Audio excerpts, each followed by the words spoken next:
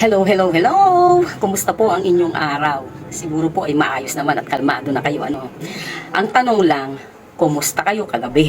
Gising pa kayo? Kung ano ang nangyari kagabi, alam nyo ba kung anong nangyari?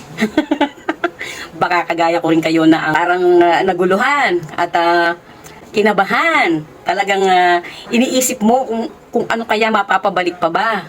Ang sinasabi ko po ay ang nangyari kagabi ay ang tungkol sa technical glitch po ng Facebook na kagagawan po ng ating boss. Kasi buong mundo po 'di ba gumagamit ng ng Facebook. Hindi maiwasan na mangyari 'yon, no. So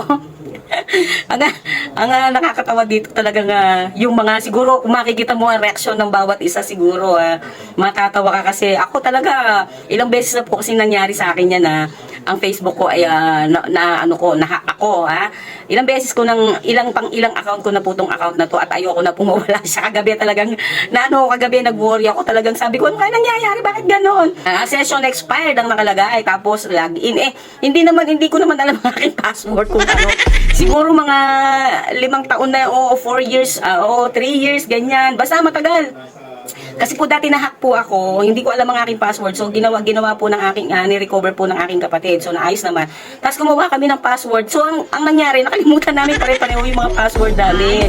So kagandahan lang po nang nangyari sa aking kagabi sa aking account ay na-update ko ang aking password.